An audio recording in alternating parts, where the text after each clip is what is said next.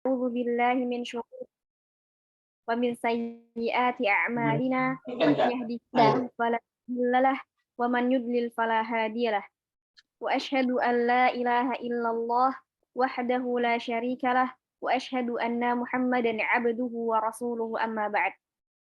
Alhamdulillah Rabbil Alamin.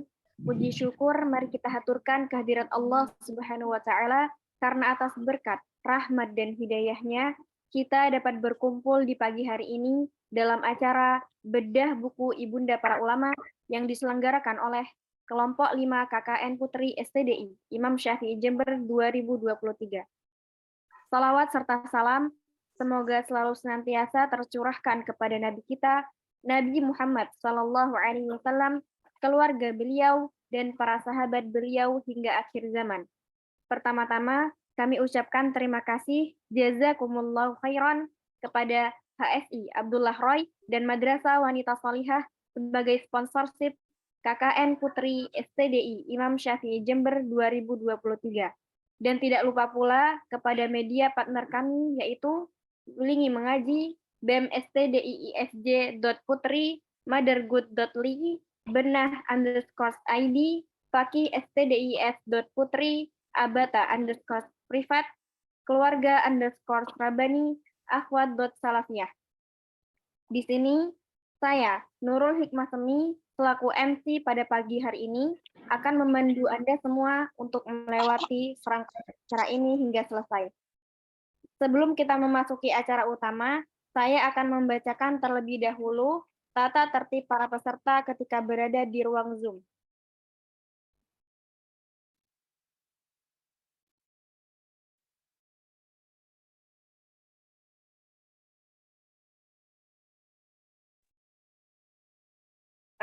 Yang pertama, seluruh peserta diharapkan meluruskan niatnya dalam menuntut ilmu, menyiapkan diri, yakni adab dalam menuntut ilmu dan alat tulis.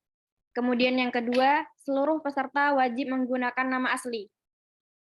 Dan yang ketiga, peserta dilarang menyalakan kamera dan audio selama acara berlangsung.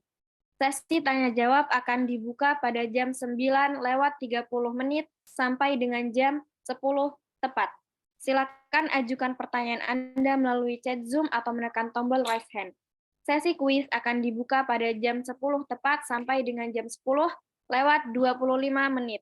Silakan raise hand jika ingin menjawab pertanyaan yang pemateri telah ajukan. Link absensi akan diberikan pada kuis berhadiah dan akan ditutup bersamaan dengan ditutupnya acara. Diharapkan para peserta untuk mengisinya sebagai pendataan sertifikat bedah buku.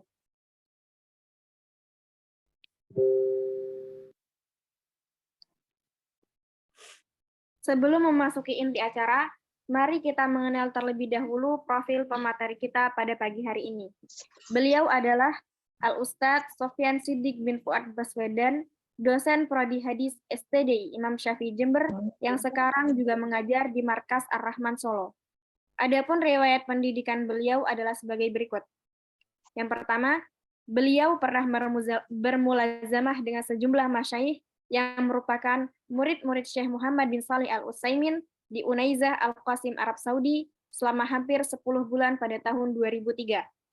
Yang kedua, beliau menempuh S1 di Fakultas Hadis dan Dirosah Islamiyah, Universitas Islam Madinah, dan lulus pada tahun 2007. Kemudian beliau melanjutkan S2 di jurusan Ulumul Hadis, Fakultas Hadis dan Dirosah Islamiyah, Universitas Islam Madinah, dan lulus pada tahun 2011. Dan kemudian dilanjutkan dengan S3 di jurusan dan fakultas yang sama di Universitas Islam Madinah, dan lulus pada tahun 2015. Sembari melaksanakan masa studinya, beliau juga aktif menjadi penerjemah dan penyiar pada salah satu radio kerajaan Arab Saudi. Selain itu, beliau juga pernah menjadi pemateri dalam serial tokoh Islam terkemuka dan narasumber dalam acara Agar Syahadat Anda Tidak Sia-sia di Salam TV.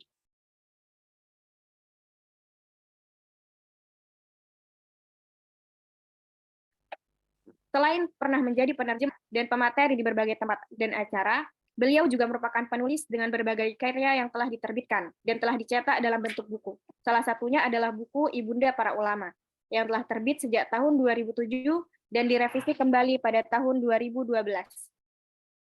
Secara singkat, buku ini berisi tentang beberapa ulama hebat terdahulu yang disertai dengan perjuangan para ibunda mereka dalam mendidik dan menanamkan nilai-nilai keislaman dan norma-norma agama kepada mereka. Baik, untuk mempersingkat waktu, mari kita dengarkan secara langsung bedah buku Ibunda Para Ulama dari Al-Ustadz Sufyan Baswedan Hafizahullah Ta'ala. Kepada Ustadz, waktu dan tempat kami persilahkan.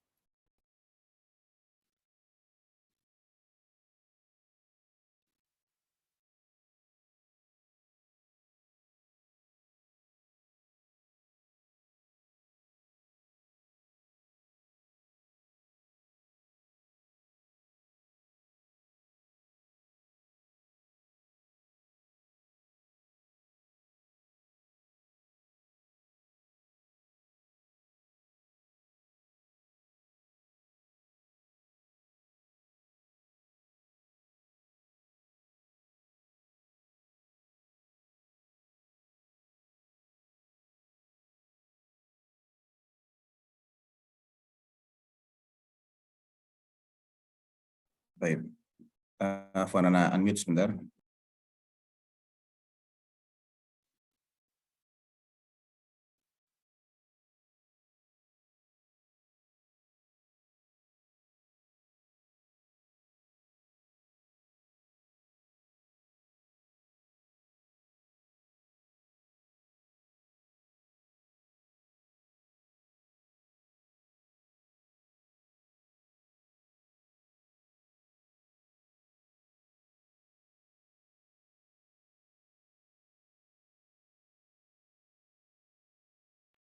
Bismillahirrahmanirrahim. Assalamualaikum warahmatullahi wabarakatuh. Innalhamdulillah nahmaduhu wa nasta'inuhu wa nastaghfiruh wa na'udzu billahi min syururi anfusina wa sayyiati a'malina. May yahdihillahu fala mudilla lahu wa may yudlil fala hadiya lahu. Asyhadu an la ilaha illallah wahdahu la syarika lahu wa asyhadu anna Muhammadan 'abduhu wa rasuluhu la nabiyya wa la rasula ba'da. Sallallahu alaihi wa ala alihi wa sahbihi wa man wala ba'd. Baik, khawati fillah, sebagai muqaddimah ya, Ana akan bicara singkat dulu tentang urgensi dari mendidik anak. Ada beberapa poin insya Allah yang akan Ana jadikan sebagai muqaddimah, baru nanti kita akan membedah ya buku Ibunda Para Ulama di akhir muqaddimah ini. Yang pertama, mendidik anak ini adalah sebuah tanggung jawab yang Allah bebankan kepada masing-masing orang tua, baik anak laki-laki maupun anak perempuan. Dan tujuan utama dari mendidik anak ini adalah untuk menyelamatkan mereka dari neraka. Allah Subhanahu wa taala berfirman, "Ya ayyuhalladzina amanu qu anfusakum wa ahlikum nara wa quduhan nasu wal hijarah." Artinya, hai orang-orang beriman, jagalah atau peliharalah diri dan keluarga kalian dari api neraka yang bahan bakarnya adalah manusia dan batu. Surat At-Tahrim ayat 6. Allah juga berfirman, "Wa'mur ahlaka bis-salati wastabir 'alaiha." Perintahkanlah keluargamu untuk salat dan bersabarlah dalam mengajak mereka. Ini di surah Thaha ayat 132. Allah juga mengatakan, wal yakhshal ladzina law taraku min khalfihim dzurriyyatan dha'afan khafu 'alaihim falyattaqullah wal yaqulu qawlan sadida. Hendaklah mereka khawatir manakala mereka akan meninggalkan generasi-generasi yang lemah. Jadi dari beberapa ayat ini, itu di surat An-Nisa ya. Dari beberapa ayat ini kita bisa simpulkan bahwasanya mendidik anak ini adalah tanggung jawab, karena Allah Subhanahu wa taala memerintah kita, dan perintah ini hukum asalnya adalah mewajibkan, di samping adanya peringatan. Jangan sampai kita meninggalkan generasi yang lemah dalam iman, lemah dalam ilmu, lemah dalam fisik, atau lemah dalam pengertian yang bersifat umum, dan kelemahan yang terberat adalah ketika dia lemah dalam hal imannya, dalam hal takwanya kepada Allah Subhanahu wa taala. Dari hadis Nabi juga banyak sekali perintah-perintah yang arahnya ke sana. Nabi SAW bersabda, "Fima rawahu asy-Syaikhan fi sahihain, ala kullukum ra'in wa kullukum mas'ulun an ra'iyatihi. Al-amiru alladhi 'ala an-nasi ra'in wa huwa mas'ulun an ra'iyatihi. Wal-rajulu ra'in 'ala ahli baitihi wa huwa mas'ulun 'anhum." Ila akhiril hadis. Artinya, ingatlah masing-masing dari kalian adalah pemimpin, ra'in, dan masing-masing akan ditanya tentang orang-orang yang dipimpinnya. Seorang suami atau seorang amir, kepala negara, kepala daerah adalah pemimpin bagi warganya, dan dia akan dimintai pertanggungjawaban tentang mereka. Dan seorang laki-laki atau suami adalah pemimpin bagi keluarganya, dan dia juga akan dimintai tanggung jawab bagi siapa yang ada di rumahnya. Wa hadzal hadits muttafaqun alaih. Baik, itu poin yang pertama, yakni tentang bahwasanya mendidik anak adalah tanggung jawab kedua orang tua. Poin yang berikutnya, ya akhwat, barakallahu fikum, adalah bahwa Nabi SAW juga memperingatkan kita tentang bahaya menyia-nyiakan amanat.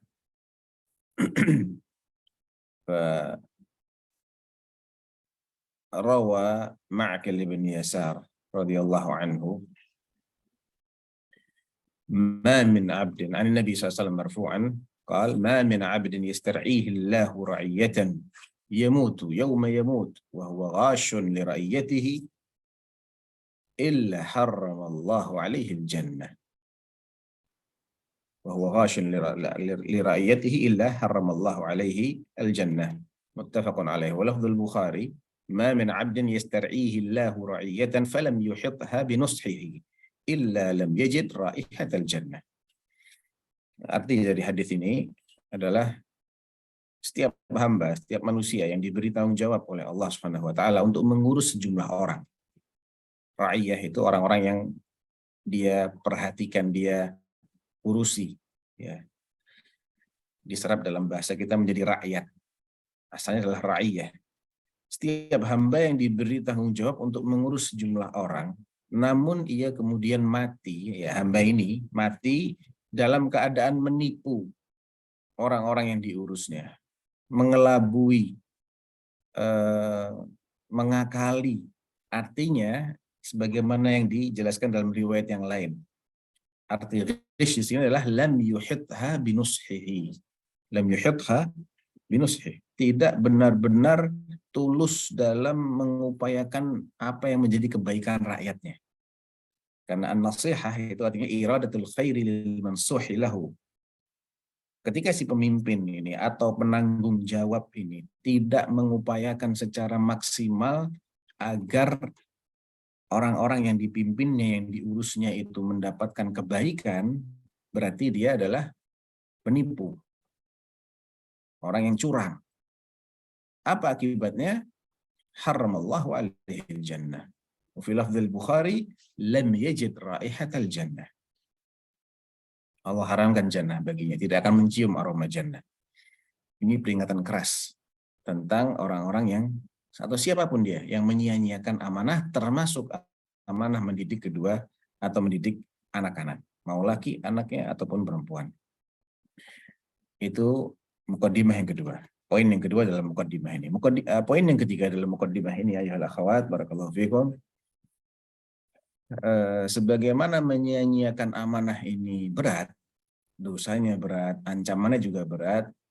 Namun kalau kita tunaikan amanah ini, maka fadilahnya juga luar biasa. Nabi SAW bersabda dalam hadis riwayat Abu Hurairah fi Sahih Muslim, "Idza mata al-insan inqata'a 'amaluhu illa min thalath, illa min shadaqatin jariyah aw 'ilmin yantafa'u bih aw waladin salihin yad'u lah."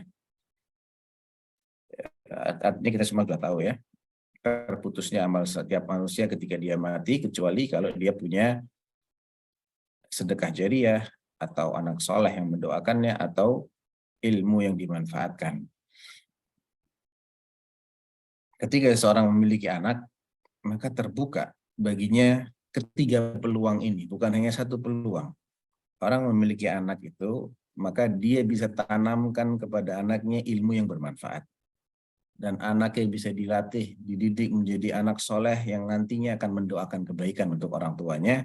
Dan dia juga bisa menginvestasikan hartanya dengan menafkahi anak ini. Dengan diajari ilmu, disekolahkan, hingga pandai, hingga berilmu menjadi orang alim. Maka ini adalah sebaik-baik investasi. Sehingga ketika seorang itu punya anak yang dia didik dengan baik, maka terbuka untuknya ketiga peluang ini. Baik. Poin berikutnya atau mukaddimah lanjutnya adalah terkait dengan pendidikan anak perempuan. Nabi SAW memberikan penekanan lebih terhadap pendidikan anak perempuan, khususnya kepada masyarakat yang dikala itu memandang anak perempuan ini sebagai beban, memandang anak perempuan ini sebagai aib. Bahkan ada di kalangan mereka yang lebih memilih untuk mengubur hidup-hidup bayi perempuannya daripada merawatnya, membesarkannya. Berikut.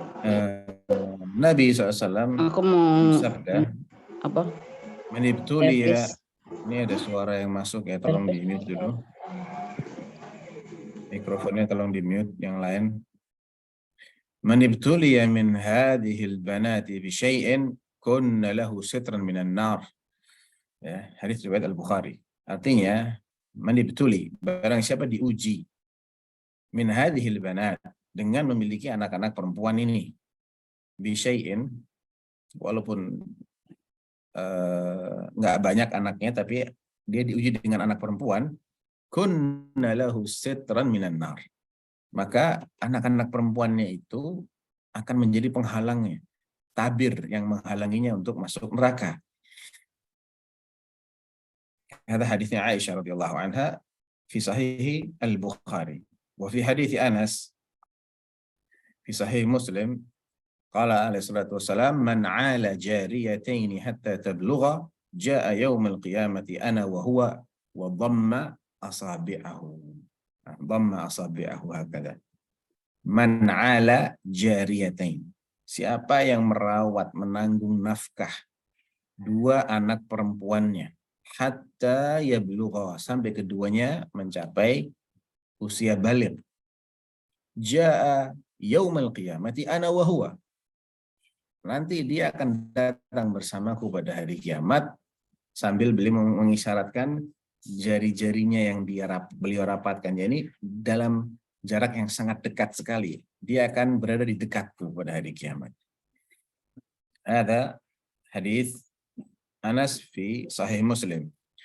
Wa fi lafdh Tirmidzi bi sanadin sahih qala alaihi salatu wassalam man 'ala jariyataini dakhaltu ana wa huwa al-jannata kahatain wa asyara bi isba'ihi as-sabbabah wallati taliha. Barang siapa mengurusi dua anak perempuannya, maka nanti dia akan masuk jannah bersamaku. Dakhaltu ana wa huwa al-jannah kahatain, sedekat ini, sambil beliau merapatkan antara jari telunjuk dengan jari tengah. Ini dalam redaksinya At-Tirmidzi dengan sanad yang sahih. Wa fi lafdh Ibn Hibban bi sanadin sahih man 'ala ibnatayn aw thalathan aw ukhtayn aw thalathan hatta yabinna aw yamut 'anhun kuntu ana wa huwa fil jannati kahataini wa asyara bi asba'ihi as-sabbabata wallati taliha. As-sabbabati wallati taliha. Nah, dalam redaksinya Ibn Hibban ini lebih lengkap lagi disebutkan siapa yang mengurusi kedua putrinya atau tiga putrinya atau kedua saudarinya atau tiga saudarinya, nggak hanya putrinya ya, tapi saudari perempuannya juga masuk dalam fadilah ini. Sampai kapan? Hatta yabinna, sampai mereka meninggalkan rumah itu, menikah, berkeluarga, atau yamut anhunna, sampai yang ngurusin ini meninggal walaupun yang diurusi belum mencapai akil balik. Kuntu ana wa huwa fil jannati kahatain. Nanti dia akan bersamaku di jannah sedekat ini, kata Rasulullah, dengan merekatkan jari telunjuk maupun jari tengahnya. Jadi ini adalah peluang yang luar biasa ya akhwat bagi setiap orang tua untuk membesarkan dan mendidik anak-anaknya. Poin berikutnya, anak kita adalah ladang amal kita. Sekali lagi, anak kita adalah ladang amal kita. Ummul Mukminin Aisyah radhiyallahu anha menuturkan, "Ja'atni miskinatun tahmilu ibnataini laha." Suatu ketika ada seorang wanita miskin datang ke rumahku menggendong kedua putrinya. Fa'at'amtuha thalathata maratin. Maka aku beri dia 3 butir kurma. Fa'atat kulla wahidatin minhuma tamrah. Masing-masing putrinya dia kasih sebutir-sebutir. Wa rafa'at ila fiha tamratan litakulaha. Sisa 1 butir baru dia angkat ke mulutnya mau dimakan. Fastat'amatha ibnataha. Kedua putrinya minta kurma lagi, masih kelaparan. Fashaqqatit tamrata allati kanat turidu an ta'kulaha bainahuma. Akhirnya dia bagi 2 kurma yang tadi hendak dia makan itu, dia bagi 2 dikasihkan kepada putrinya masing-masing separuh-separuh. Fa'ajabani sya'nuha fadzakartu alladhi sana'at li Rasulillah sallallahu alaihi wasallam. Aku pun takjub ya dengan sikap si ibu ini. Lalu kuceritakan itu kepada Rasulullah sallallahu alaihi wasallam. Faqal innallaha qad aujaba laha bihal jannah au a'taqaha biha minan nar. Nabi berkomentar, gara-gara perbuatannya itu Allah mengganjarnya dengan masuk jannah atau Allah mengganjarnya dengan membebaskannya dari neraka. Al-hadits rawahu Muslim. Wa fi hadits Uqbah bin Amir radhiyallahu anhu qala Rasulullah SAW, man kana lahu 3 banatin wa sabara 'alayhin wa kasahunna min jidati kunna lahu hijaban minan nar. Siapa yang memiliki 3 putri, 3 anak perempuan, lalu dia bersabar terhadapnya. Kenapa ada kata-kata bersabar? Karena membesarkan anak perempuan tidak seperti membesarkan anak laki. Apalagi di zaman itu di mana pandangan masyarakat terhadap anak perempuan itu adalah pandangan aib, ya, menganggap mereka sebagai aib, sebagai hal yang memalukan.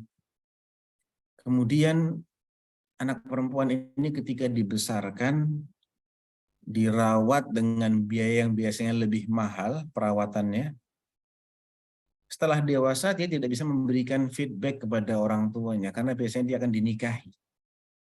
Lain dengan membesarkan anak laki yang bisa diharapkan memberikan feedback kepada kedua orang tuanya. Jadi perlu kesabaran lebih. Makanya Nabi menekankan tentang pentingnya sabar di sini. Wa sabara 'alaihin wa kasahunna min jidati. Lalu memberinya pakaian sesuai dengan kemampuannya. Kunna lahu hijaban minan nar. Mereka akan menjadi penghalangnya dari neraka. Ini dalam riwayat Al-Bukhari, lakin laisa fi sahih wa innama fil adabil mufrad. Bisa biisnadin sahih. Sanadnya sahih namun diriwayatkan dalam kitab Al-Adabul Mufrad bukan dalam sahih Al-Bukhari. Wa fi hadits Jabir qala alaihi salatu wassalam, man kana lahu 3 banatin yu'wihin wa yakfihin wa yarhamuhun.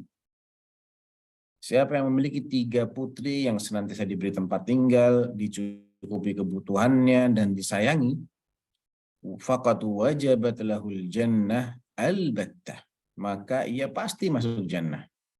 Faqala rajulun min ba'dil qaum. Ada salah satu yang mendengar hadis ini bertanya, "Wa thintain ya Rasulullah, bagaimana kalau 2 anak perempuan?" Faqal wa thintain. 2 juga sama hasilnya. Nah, para sahabat tidak menanyakan bagaimana kalau cuma 1. Namun sahabat yang hadir ketika itu mengatakan seandainya kami tanya kalau 1 bagaimana, maka beliau pun juga mengatakan 1 pun juga mendapatkan hal yang sama. Nah, kalau kita simpulkan hadis-hadis ini, maka memang ada stressing lebih dalam mendidik anak perempuan, atau bahkan semua hadis tadi, hadis ya, kalau ayatnya umum, tapi kalau hadisnya yang menyebutkan tentang anak-anak itu semuanya menyebutkan anak perempuan. Mengapa kok anak perempuan secara khusus yang disebutkan? Ya karena mereka ini cenderung menghabiskan uang orang tuanya untuk membesarkan mereka, beli pakaian dan lain-lain, namun mereka sendiri tidak bisa bekerja. Karena masyarakat jahiliyah juga cenderung membenci anak perempuan. Alasan yang ketiga, kenapa anak perempuan yang diberi penekanan dalam hadis-hadis ini adalah karena kesolehan anak perempuan berarti kesolehan umat ini, karena perempuan adalah separuh lebih dari umat ini, bahkan mayoritas ya, wanita itu lebih banyak daripada pria. Ini fakta. Dan mereka yang melahirkan separuh yang ada. Jadi ibunya laki-laki ini perempuan, istrinya laki-laki juga perempuan, sehingga kesolehan kaum wanita ini akan menjadi kesolehan umat. Dan sebaliknya rusaknya mereka adalah rusaknya umat. Dan sekali lagi hadis ini juga berlaku bagi mereka yang hanya memiliki seorang putri ya. Kenapa? Karena pahala yang dijanjikan kunna lahu hijaban. Hijab itu mufrad. Ya, isim mufrad. Di samping adanya riwayat lain yang menyebutkan bahwa seorang putri juga bisa menjadi penyebab orang tuanya masuk jannah. Jabir mengatakan, "Man kana lahu thalathu banatin aw mithluhunna minal akhawat." Ini riwayat lain lagi ya. "Man kana lahu thalathu banat." Siapa yang memiliki 3 orang anak perempuan, aw mithluhunna minal akhawat, atau saudari perempuan sebanyak itu, 3 artinya. Fakafalahun wa'alahun. Lalu dia urusi, dia rawat, dia tanggung nafkahnya, wajabat lahul jannah. Dia akan masuk jannah. Qulna ya Rasulullah, wa thintain? Qal wa thintain. 2 juga begitu, kata Nabi SAW. Qala ar-rawi, wa nara law qulna wahidah, qala na'am. Menurut kami, kalau kami tanyakan kalau 1 bagaimana, beliau juga bilang 1 juga sama, mendapatkan apa yang dijanjikan. Nah, riwayat ini yang di situ ada pertanyaan bagaimana kalau cuma 1, hadza rawahu Tabrani fil Mu'jam al-Awsat bi isnadin hasan li ghairihi. Baik. Nah, dari poin-poin ini, dari berbagai riwayat maupun muqaddimah yang tadi Ana sampaikan, kita bisa mulai mengarah ke topik utama kita pada pagi hari ini, yaitu bagaimana cara mendidik generasi yang baik atau cara memperbaiki generasi dari umat Islam, kaum muslimin, yang berkaitan dengan sosok atau peran seorang ibu. Yang pertama adalah hendaknya memilih calon ibu yang baik. Ya, baik ini dilihat dari segi keturunannya maupun karakternya. Artinya dia keturunan dari orang-orang yang baik, ya, ayah ibunya dikenal sebagai orang-orang yang baik, kemudian dia juga memiliki karakter-karakter yang positif. Di antara karakter positif itu adalah kecerdasan misalnya, sifat pemberani, sifat dermawan, sifat tabah, penyabar, bijak, penyayang, dan lain-lain. Pokoknya semua sifat-sifat yang baik itu merupakan salah satu modal yang ketika dia ditemukan pada sosok ibu, maka diharapkan dia bisa menularkannya kepada anak didiknya. Ini bisa kita baca ya, kalau di buku Ibunda Para Ulama bisa dibaca di halaman 5, halaman 6, kemudian di halaman 30 sampai 42, demikian juga di halaman 49 sampai 66. Sebagai contoh misalnya Ummu Sulaim. Ummu Sulaim adalah ibundanya sahabat Anas bin Malik. Dia punya karakter pemberani, cerdas, tabah. Ya. Asma binti Abu Bakar As-Siddiq, ibundanya Urwah ibn Zubair dan Abdullah ibn Zubair. Urwah adalah termasuk satu di antara fuqaha al-Madinah as-sab'ah fi zaman at-tabi'in. Abdullah adalah sahabat yang mulia. Asma juga memiliki sifat pemberani, tabah, bijak. Ya. Demikian juga dengan ibunda-ibunda para ulama kita, pada umumnya mereka memiliki karakter yang baik. Nah, baiknya keturunan seseorang, baiknya garis keturunan seseorang, itu akan berefek kepada orang itu. Kenapa? Karena ketika dia ini berasal dari keluarga yang baik-baik, biasanya dia akan malu untuk berbuat yang tidak baik. Karena dia ada dorongan untuk menjaga nama baik keluarganya, nama baik leluhurnya. Lain halnya dengan orang-orang yang memiliki leluhur yang tidak seperti itu. Jadi ini adalah salah satu parameter yang hendaknya diperhatikan. Dan Nabi SAW menegaskan tentang hal ini, tungkahul mar'atu li arba' limaliha wali jamaliha wali hasabiha wali diniha. Al-hasab di sini adalah garis keturunan yang baik. Artinya leluhurnya dia terkenal sebagai orang-orang yang baik. Ini namanya hasab. Jadi hasab adalah salah satu alasan seorang wanita dinikahi. Karena memang ada pengaruh ketika dia berasal dari keluarga yang terkenal kesolehannya, maka cenderungnya dia akan menjaga seperti itu. Walaupun ini tidak bersifat mutlak ya.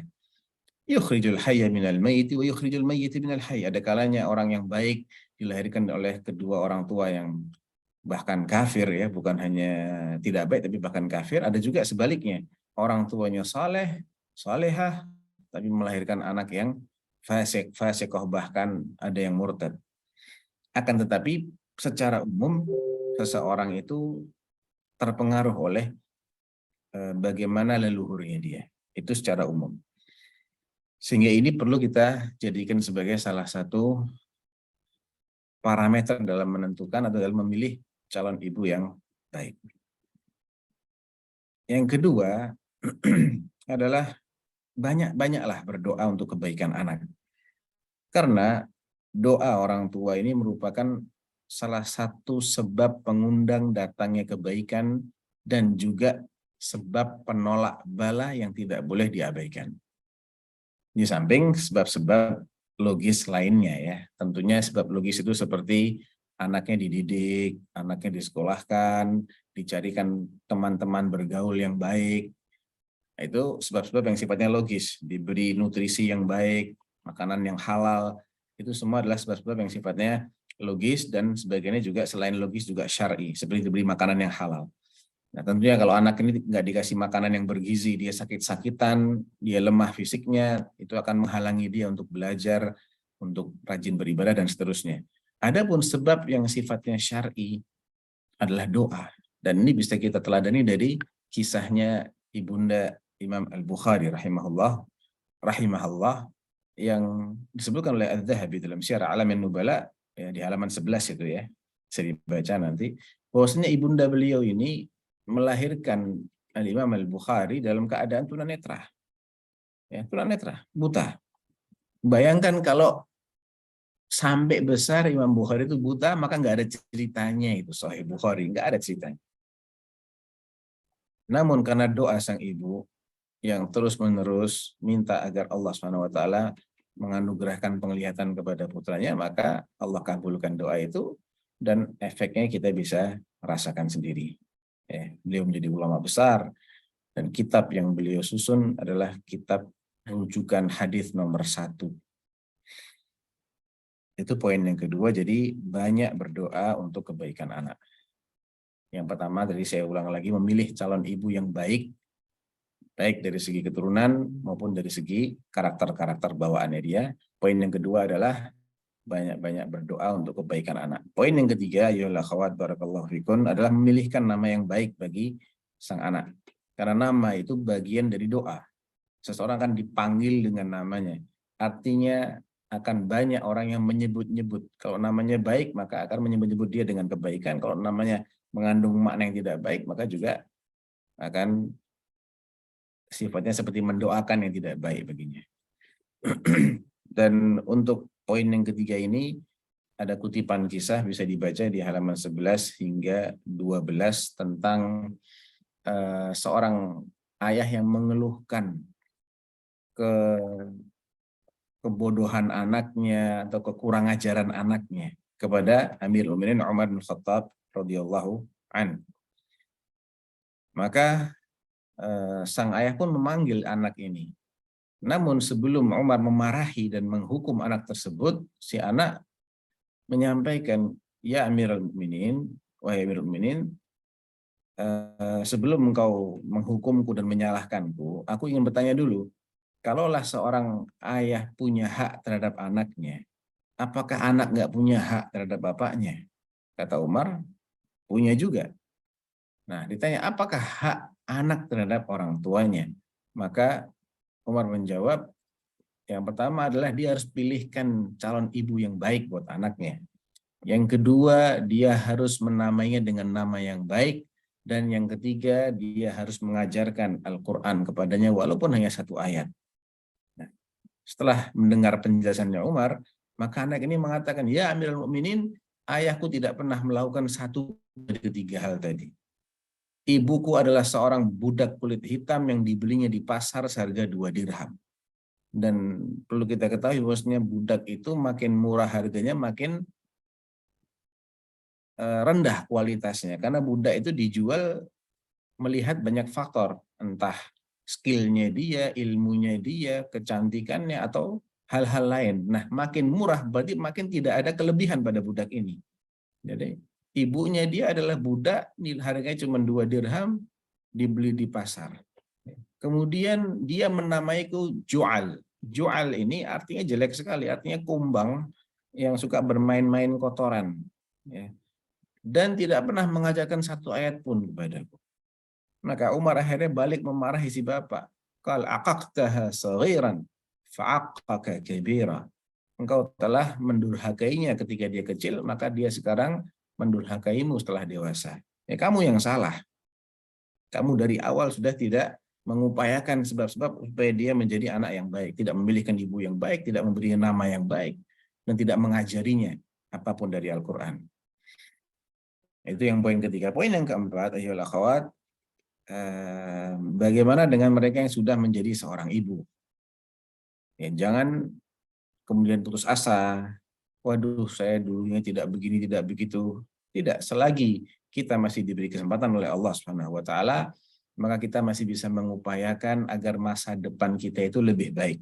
Adapun masa lalu sudah menjadi masa lalu. Bagaimana cara menjadi ibu yang baik? Ini juga bisa kita ambil pelajarannya dari karakter ibu yang baik ya. Saya lupa itu di halaman berapa. Tapi yang jelas ada 4 karakter yang disebutkan dalam hadis Nabi. Yaitu yang pertama adalah dalam ayat Al-Quran bahkan ya. Fassalihatu qanitatun hafizatun lil ghaibi bima hafidhallah. Fassalihat, wanita-wanita yang salihah itu adalah qanitatun. Mereka yang taat ibadah kepada Allah. Jadi kesolehan mereka ini diwujudkan atau bisa dilihat dari ibadah mereka. Poin yang kedua, hafizatun lil ghaib bima hafizallah. Yaitu mereka menjaga dirinya ketika sedang tidak ada suaminya. Ketika suami sedang pergi, mereka menjaga dirinya. Hafizatun lil ghaib bima hafizallah. Karena memang Allah menjaga mereka. Jadi menjaga diri ketika tidak ada suami. Itu salah satu ciri khas wanita salihah. Yang ketiga disebutkan dalam hadis, khairu nisa'in rakibnal ibil nisa'u Quraisy. Ahnahunna 'alal walad wa yang kedua, yang pertama adalah mereka memiliki sifat al-hunub ya, sifat yang artinya sabar mengurus anak yatim setelah ditinggal mati suaminya. Jadi tadinya dia punya suami, kemudian suaminya meninggal, dia sabar merawat anak-anaknya ini dan tidak kawin lagi hingga si anak dewasa. Itu namanya sifat al-hunub. Ya. Wanita yang memilikinya dibilang al-haniyah. Nah, wanita Quraisy kata Nabi adalah wanita yang memiliki sifat ini dalam kadar terbesar. khairun nisa'in raqibnal ibil, maksudnya sebaik-baik wanita Arab, karena raqibnal ibil adalah isyarat bahwasanya yang dimaksud adalah wanita Arab, sebaik-baiknya adalah nisa'u Quraisy. Kenapa? Ahnahunna 'alal walad, yang paling punya sifat ini, sifat al-hunu kepada anak-anaknya, sampai kadang-kadang mereka tidak menikah, sabar tidak menikah demi bisa maksimal merawat anak yatimnya itu. Karena kalau dia menikah, otomatis akan terbagi waktunya untuk suaminya maupun untuk anaknya, tidak bisa maksimal. Sehingga dia mengorbankan kepentingan pribadinya demi maksimal dalam merawat anaknya. Wa asbaruhunna ala dzatil yad au kama qala. Yang keempat adalah ar'ahunna ala dzatil yad. Dia paling bisa menerima kondisi ekonomi suaminya. Paling sabar dalam atau paling memahami kondisi ekonomi suaminya, sehingga dalam membelanjakan harta itu tidak boros, tidak mubazir. Dan kalau memang ekonomi suaminya sedang sulit, maka dia akan bersabar. Nah, jadi ada 4 karakter wanita salehah, 2 dalam Al-Quran, 2 dalam hadis Nabi Sallallahu Alaihi Wasallam. Dan ini merupakan anjuran agar calon suami itu memilih calon istri yang memiliki sifat setia dan penuh qanaah. Karena ini akan lebih melanggengkan hubungan rumah tangga mereka, sehingga dampak positifnya adalah mereka bisa lebih maksimal dalam membesarkan anak-anaknya. Sebaliknya ketika istrinya ini kurang setia atau selalu menggerutu terhadap kondisi ekonomi, maka perhatian mereka, waktu mereka, energi mereka akan tersita ke arah sana, akan ribut. Lagi-lagi ribut, hanya masalah uang belanja. Ya. Lagi-lagi ribut ketika melihat istri tetangganya dibelikan ini, dibelikan itu, dia tidak dibelikan oleh suaminya. Dan tentu ini akan berefek kepada anak-anak mereka. Itu poin yang keempat. Jadi wanitanya harus berusaha menjadi wanita yang salehah dengan meningkatkan kuantitas maupun kualitas ibadahnya, 1. Yang kedua, menjaga dirinya ketika sedang ditinggal suami. 3, sabar dalam mengurusi anak. Dan 4, memperhatikan kondisi ekonomi sang suami. Poin berikutnya yang bisa kita teladani dari kisah ibunda para ulama adalah memberi teladan. Jadi si ibu ini harus menjadi teladan dalam hal ibadah maupun muamalah kepada anak-anaknya. Kenapa? Karena anak-anak ini akan lebih banyak berinteraksi dengan ibunya daripada dengan bapaknya. Bapaknya keluar cari ma'isyah, mungkin safar ke sana kemari. Di rumah, anak akan lebih banyak menghabiskan waktu bersama ibunya. Kita bisa perhatikan bagaimana kisahnya Ummu Sulaim, kisahnya Asma binti Abu Bakar As-Siddiq, Ummu Salamah, ibundanya Hasan ibn Saleh ibn Hayy, ibundanya Syekh Ibn Baz, ibundanya Syekh Al-Qara'awi, dan lain-lain. Ya, silakan dibaca, karena itu juga mudah untuk difahami, hanya biografi ya. Saya tidak perlu ceritakan satu persatu. Yang jelas, saya kutipkan sebagian saja kisah dari ibunda, misalnya Syekh Ibn Baz rahimahullah wa rahimahullah. Ibunda beliau ini disebutkan dalam biografinya berdasarkan penuturan Syekh Ibn Baz sendiri ketika diwawancarai ya. Syekh Ibn Baz ini rahimahullah itu sudah mulai kabur penglihatannya sejak berusia 16 tahun kalau nggak salah.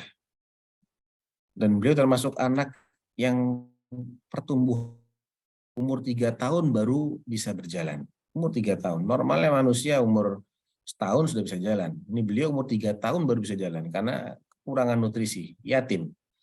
Ibunya ditinggal mati suaminya dan meninggalkan banyak hutang.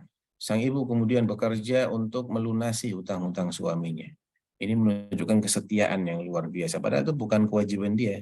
Ya, bukan kewajiban istri untuk melunasi hutang suami. Namun ini menunjukkan kesetiaan dan kesalehan dia juga. Kemudian sang ibu membesarkan putranya ini yang notabene akan menjadi orang alim besar di masanya dengan penuh kesabaran. Syekh Ibn Baz umur 20 tahun buta total, ya, tunanetra, umur 20 tahun, masih muda sekali. Pun demikian, beliau tetap rajin menuntut ilmu. Ketika beliau sudah mulai menjadi orang berilmu yang didatangi oleh para penuntut ilmu, mereka yang datang untuk belajar kepada Syekh Ibn Baz itu dimasakin oleh ibunya. Jadi ibunya ini masak untuk makan murid-murid anaknya. Bahkan dia mencucikan pakaian murid-murid anaknya. Demi apa? Berkhidmat untuk ilmu. Nah, ini luar biasa, teladan yang luar biasa, sehingga beliau sangat terkesan dengan sosok ibunya ini. Ya, ketika disebut bagaimana engkau bisa seperti ini, maka dia tidak melupakan jasa ibunya. Kemudian Ibunda Syekh Al-Qara'awi, ya, yang dijuluki sebagai Mujaddid Janubul Jazirah Al-Arabiyah, pembaharu di selatan Jazirah Arab. Kalau Syekh Muhammad bin Abdul Wahab itu di bagian utara, maka Syekh Abdullah Al-Qara'awi ini pembaharu di sebelah selatan Jazirah Arab. Ini juga luar biasa sosok ibunya, ya. Bisa dibaca nanti di bagian-bagian belakang dari buku Ibunda para ulama. Jadi intinya adalah memberi teladan yang baik. Bayangkan ketika seorang ibu berkhidmat sedemikian lupa kepada ilmu, maka anaknya akan mencintai ilmu. Anaknya juga akan berkhidmat sedemikian lupa pada ilmu, maupun orang-orang yang mencari ilmu maupun yang mengajarkan ilmu. Poin yang keenam, ayyuhal akhwat, adalah mendekatkan anak-anak kita dengan orang-orang saleh, orang-orang berilmu. Ini bisa kita teladani dari kisahnya Ummu Sulaim, ibunda Anas bin Malik, yang menyerahkan Anas bin Malik ketika masih kecil, umur 8 atau 10 tahun, untuk menjadi khadimnya Rasulullah, pembantunya Rasulullah SAW. Artinya dia berpisah dengan anaknya. Dia rela anaknya lebih lama menghabiskan waktunya dengan Rasulullah daripada dengan ibunya sendiri. Padahal masih 8 atau 10 tahun. Ya, itu bisa kita baca di halaman 28-29. Namun dengan dibiarkannya anak ini dekat dengan Rasulullah SAW, yang notabene adalah orang paling soleh, orang paling berilmu, maka dia pun menjadi satu dari sahabat yang terbanyak meriwayatkan hadis Nabi SAW. Dan dia juga mendapatkan keberkahan doanya Rasulullah. Allahumma akthir malahu wa waladah. Ya Allah, perbanyaklah harta dan anak-anaknya. Maksudnya Anas ini. Dan beliau pun menjadi orang yang paling kaya di antara orang-orang Ansor dan orang yang paling banyak anaknya. Demikian juga kita bisa teladani dari ibundanya Rabi'ah bin Abi Abdurrahman atau Rabi'ah Ar-Ra'i, gurunya Imam Malik. Demikian juga dari ibunda Al-Imam Asy-Syafi'i dan juga ibunda Syekh Al-Qara'awi. Ya. Mereka-mereka ini adalah sosok ibunda yang rela anaknya itu dilepaskan untuk berada dekat dengan orang-orang yang berilmu.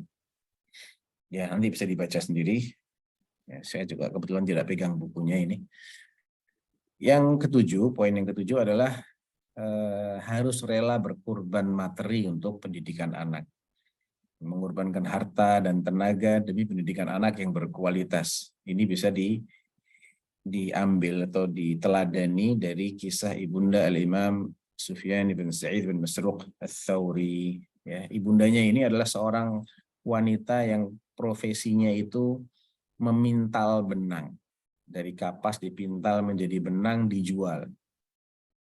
Beliau pernah berkata kepada putranya Sufyan Ats-Tsauri, "Ya bunayya utlub al-ilm, wa fi riwayah utlub al-hadits. Utlub al-hadits wa ana akfika bimighzali." Carilah hadis Nabi, carilah ilmu. Aku akan mencukupimu dengan hasil jualan benangku. Hasil mesin pintalku ini menjadi benang, aku jual untuk mencukupi biaya pendidikanmu. Fa'idha katabta 'asyrata ahadits fanzur. Kalau engkau sudah mencatat 10 hadis, menghafal 10 hadis, maka perhatikan adakah perubahan pada gerak-gerikmu, pada sikapmu, pada ibadahmu. Kalau ada perubahan ke arah yang positif, maka lanjutkan. Kalau tidak, maka stop saja, karena engkau hanya memperbanyak hujjah Allah atas dirimu, memperbanyak bukti-bukti yang memberatkanmu di hadapan Allah nanti. Tapi intinya adalah bagaimana si ibu ini tidak pelit terhadap hartanya, namun dia curahkan. Demikian juga ibundanya Rabi'ah bin Abi Abdurrahman atau Rabi'ah Ar-Ra'i. Walaupun kisah itu dikritisi oleh Al-Imam Adz-Dzahabi dari segi validitasnya, namun cukup populer. Seandainya tidak benar, maka kita masih punya teladan dari ibunda-ibunda yang lain, contohnya ibundanya Sufyan Ats-Tsauri. Yang kedelapan, memberi dorongan kuat kepada anak untuk thalabul ilm. Walaupun harus berpisah dengan sang ibu, walaupun harus merantau, keluar pulau, bahkan keluar negeri dalam tempo yang lama sekalipun. Nah, ini bisa kita teladani dari bundanya Al-Imam Ali ibn Abdullah ibn Ja'far ibn al-Madini. Disebutkan sang ibu ini pernah berkata kepada putranya setelah sang putra ini pulang dari perantauannya atau pengembaraannya dalam mencari ilmu. Apa kata sang ibu kepada putranya? Inilah a'lam. Aku benar-benar tahu siapa teman-temanmu yang baik dan siapa teman-temanmu yang jahat. Ketika ditanya, bagaimana ibu tahu teman-temanmu yang baik? Dia bilang begini kepadaku, sabar ya bu. Biarkan anakmu ini menuntut ilmu di luar sana, engkau berpisah dengannya, engkau harus sabar. Karena nanti setelah dia pulang, dia akan menjadi seorang yang alim, yang luas ilmunya. Tapi teman-teman yang tidak baik, justru dia memprovokasiku, kamu suruh itu putramu segera pulang. Kasihan, masa ibunya ditinggal sendiri. Karena dengan demikian, dia tidak akan punya kesempatan untuk maksimal menuntut ilmu. Nah, dari kisah ini kita bisa ambil sebuah pelajaran berharga bahwa sang ibu ini harus rela berkurban untuk berpisah dengan anaknya sementara waktu supaya sang anak ini bisa menuntut ilmu. Karena tidak selamanya kita ini berada di pusat ilmu. Kadangkala seseorang itu berada di daerah yang jauh dari pusat ilmu. Untuk bisa belajar dia harus rihlah, harus merantau. Nah, ini diperlukan pengertian dan kesabaran. Dan tentunya pahala yang Allah janjikan tentu akan lebih besar. Poin yang ke-9,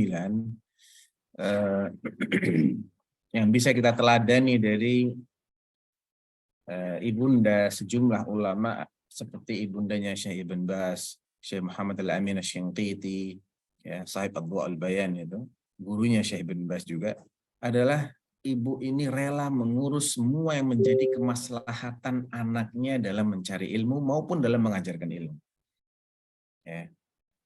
Syekh Muhammad Al-Amin Asy-Syanqiti itu ketika hendak rehlah meninggalkan Mauritania, itu dibekali oleh ibunya dengan bekal yang secukupnya, ya, dimaksimalkan, baik bekal makanan, bekal kitab, bekal pakaian.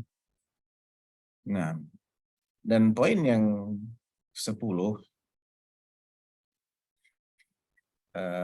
adalah memberikan hadiah kepada anak yang berprestasi, khususnya berprestasi dalam ibadahnya ataupun dalam proses mencari ilmunya. Ini bisa kita teladani dari kisah ibunda Syekh Ali ibn Muhammad As-Sinan, ahadul mu'asirin. Mungkin kita jarang mendengar, ya, namun dalam biografinya disebutkan bahwasanya sang ibu ini rajin memberikan hadiah kepada putranya ketika dia berprestasi, dan ini sangat efektif sekali, terutama untuk anak-anak kecil. Ya, dengan diberi hadiah, maka dia akan continue, dia akan belajar. Nah, suatu saat dia sudah terbiasa untuk belajar, sehingga ketika muncul kesadarannya, sudah mulai dewasa, ya, dia sudah terbiasa untuk melanjutkan apa yang selama ini dia kerjakan. Lain halnya ketika anak-anak ini tidak diberi motivasi, tidak diberi apresiasi, tidak ada rangsangan-rangsangan. Nah, ketika dia sudah dewasa, karena nggak terbiasa sama sekali, maka dia akan berat. Walaupun dia tahu menuntut ilmu itu manfaat, menghafal itu penting, namun dia sudah sudah berat karena tidak pernah terbiasa. Nah, orang itu akan tumbuh menjadi dewasa dan memiliki kebiasaan sebagaimana yang sejak kecil dia dibiasakan. Yaqulu syair wa yansha'u an-nashi'ul fityanu minna ala ma kana 'awwadahu abuhu. Wa yansha'u an-nashi'ul fityanu minna ala ma kana 'awwadahu abuhu. Wa yuqal aidan man syabba 'ala syai'in syaba 'alaih. Man syabba ay man kana fi syababihi ta'awwada 'ala syai' syaba 'alaih sayakunu fi syaibatihi muta'awwidan 'ala hadha syai'. Siapa yang sejak muda dibiasakan melakukan sesuatu, nanti sampai tua dia akan terbiasa.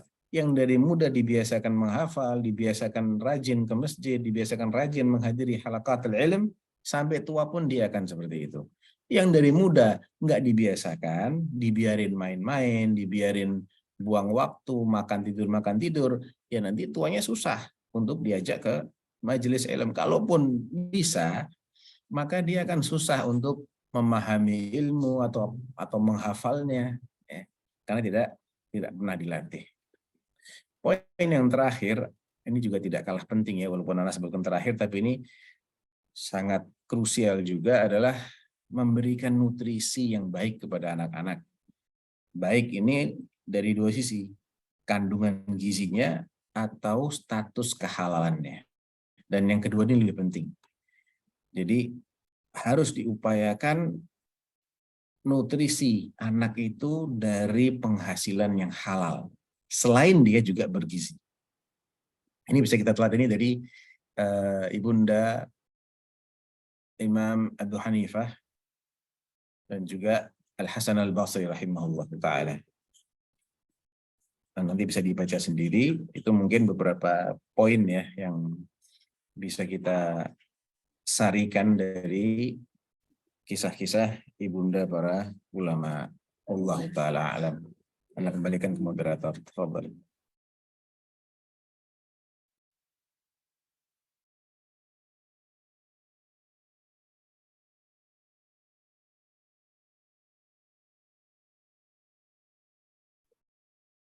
Tafadhali moderatornya. Masya Allah, jazakumullah khairan atas pemaparannya Ustadz. Sekarang kita lanjut pada sesi berikutnya, yaitu sesi tanya-jawab. Kepada peserta yang ingin bertanya, silahkan menekan tombol raise hand atau bisa mengirimkan pertanyaan melalui room chat Zoom.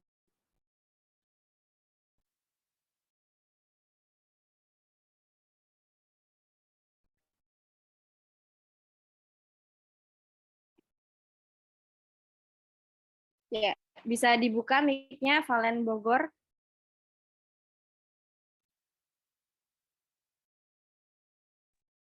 Assalamualaikum warahmatullahi wabarakatuh, Ustadz.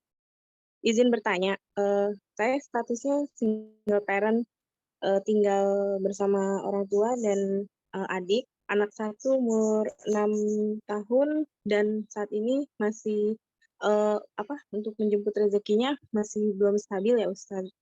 Nah itu situasinya adalah kondisinya ketika keluarga tidak sevisi dan semisi dalam mendidik anak. Itu solusinya apa ya? Apakah harus keluar dari rumah gitu kan, kayak seperti ibundanya siapa ya? Ibunda para ulama itu ya kan, kayak Imam Syafi'i ya. Nah, Imam Syafi'i itu kan berjuang ya keras ya, berdua dengan anaknya. Itu seperti apa menyikapinya? Yang seperti itu Ustadz Afan, jazakallahu khairan.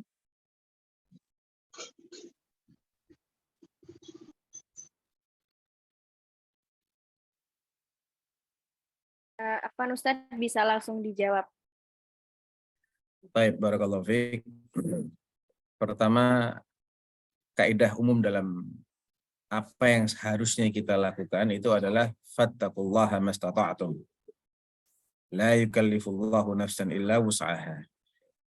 Apa yang dibaca pada biografi ibunda para ulama ataupun yang lainnya itu adalah potret ideal. Namun kadang kita tidak mampu ke arah sana karena satu dan lain hal, maka ya kita laksanakan yang mendekati ke arah sana semaksimal kemampuan kita. Apakah harus keluar dari rumah, saya tidak bisa mengatakan harus ataupun tidak harus.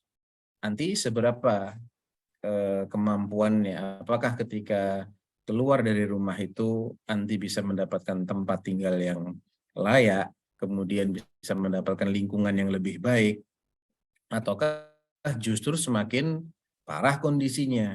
Nah, di sini nanti perlu menimbang-nimbang maslahat dengan madaratnya.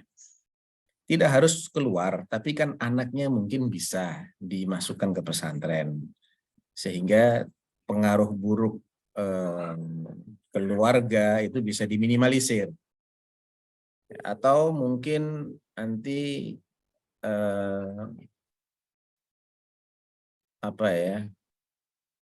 menikah lagi misalnya dengan suami yang bisa menafkahi dan sevisi dan semisi, kemudian dia juga bisa membiayai pendidikan anaknya. Walhasil itu semuanya bisa ditempuh sesuai dengan kemampuan.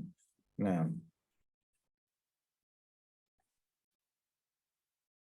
ini ada beberapa pertanyaan yang tertulis ya. Apa langsung Anda baca aja?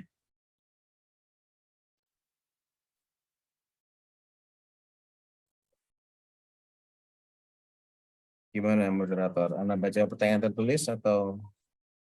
Kami utamakan yang raise hand dulu, Ustaz. Baik. Penanya selanjutnya, Ayunda Ratri, bisa dibuka mic-nya. Assalamualaikum warahmatullahi wabarakatuh, Ustadz. Izin bertanya, Waalaikumsalam warahmatullahi wabarakatuh. Tafadhali. bagaimana seorang wanita yang belum memiliki anak dan ingin memiliki keutamaan seperti yang disebutkan tadi, Ustadz? Terima kasih. Keutamaan seperti yang disebutkan, tapi dia tidak punya anak. Iya, Ustadz. Dia bisa menjadi orang tua asuh, contoh. Atau dia menjadi guru untuk anak-anaknya kaum muslimin.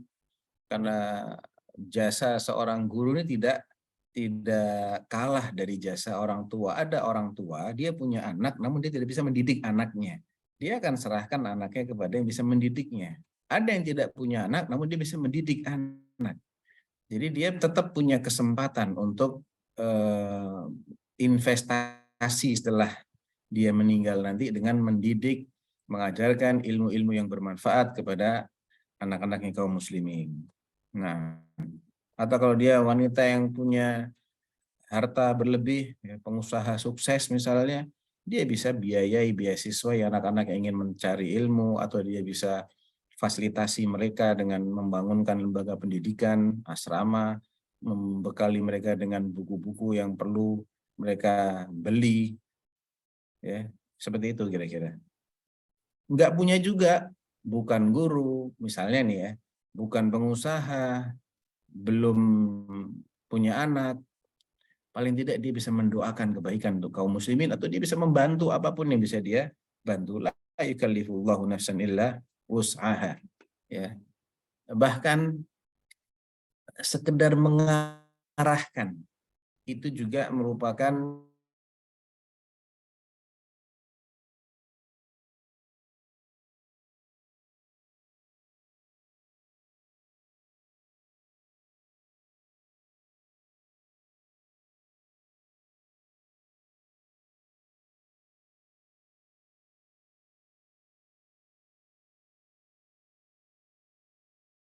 kemudian anti arahkan anak dari teman anti.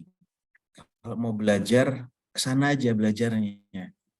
Ya, itu sekolahnya bagus. Dan akhirnya dia belajar ke sana. Dan akhirnya dia mendapatkan ilmu yang bermanfaat, menjadi anak yang berilmu, anak yang soleh. Nanti juga dapat pahalanya. Dan Nabi SAW yaqul, ad-dalu alal khairi mithlu ajri fa'ilih. Orang yang mengarahkan, menunjukkan kepada suatu kebaikan, dia mendapat pahala seperti pelaku kebaikan. Ya. Kronologi atau sebab wurud hadal hadis adalah ketika dalam salah satu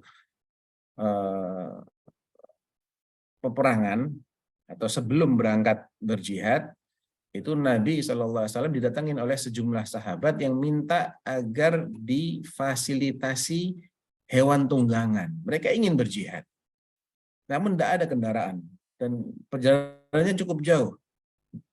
Nabi mengatakan, la ajidu ma ahmilukum alaih. Sebagaimana yang dikutip dalam Al-Quran ya.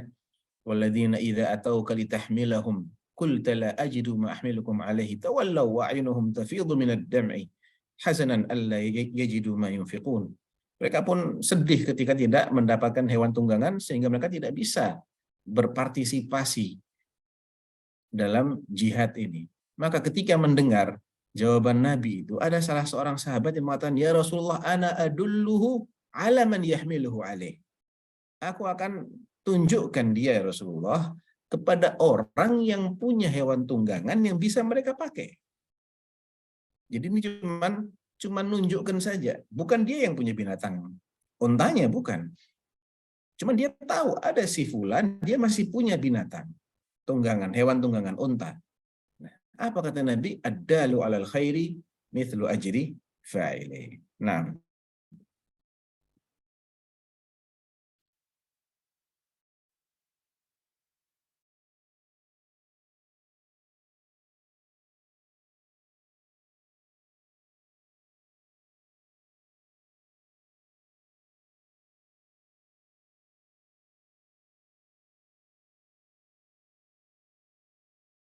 baik, silahkan kalau ada yang lain.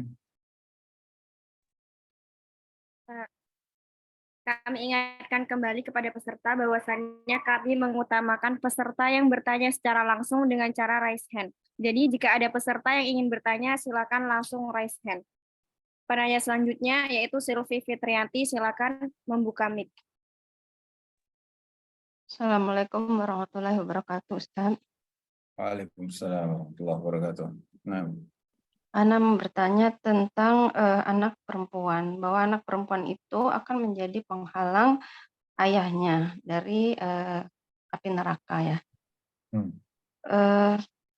Lalu bagaimana kalau dengan anak angkat, Ustaz? Anak perempuan tapi anak angkat, bukan anak kandung. Itu aja, Ustaz. Apakah kita juga mendapatkan keutamaan-keutamaan itu dari Allah, pahala itu?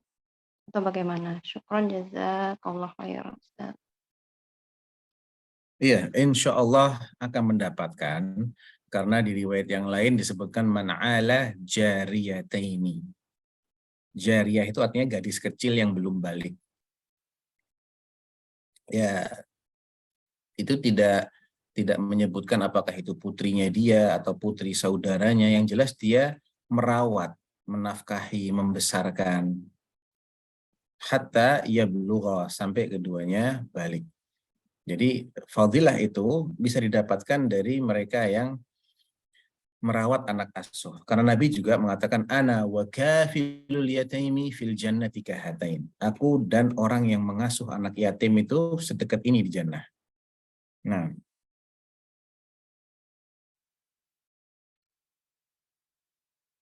silakan ada yang lain. Kita ke penanya selanjutnya yaitu Syafira Ummu Amar, silakan membuka mic.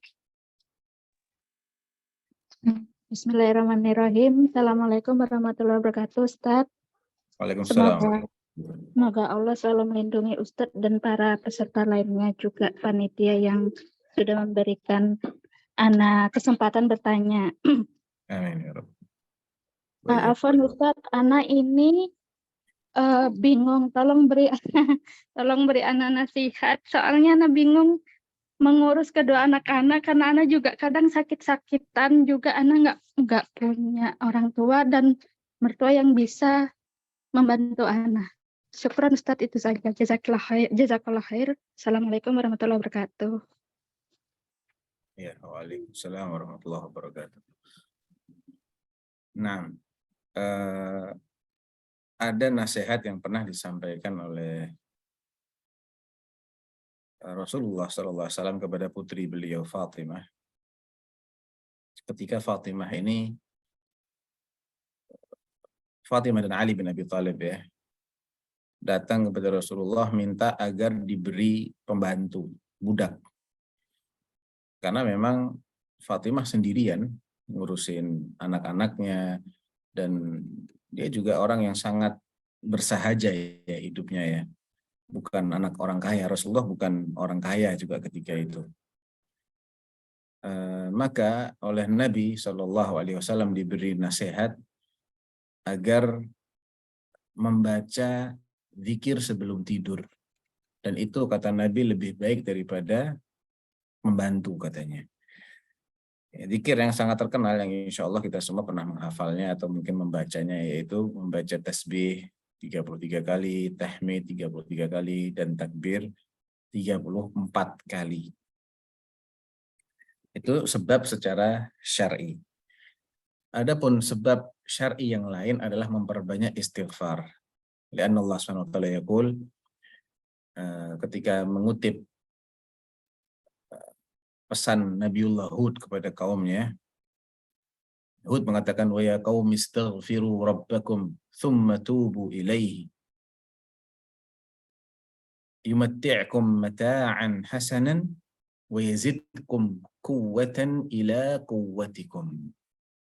Poinnya di yang terakhir ini, wa yazidkum quwwatan ila quwwatikum. Wahai kaumku, istighfarlah kalian. Banyak-banyaklah kalian minta ampun kepada Allah dan bertaubat. Niscaya dia akan memberimu mata'an hasanan, kenikmatan yang baik, dan menambah kekuatan yang sudah ada pada dirimu. Memang ini sifatnya sebab yang syar'i ya, bukan sebab yang ada kaitan erat yang bisa kita fahami secara sebab akibat.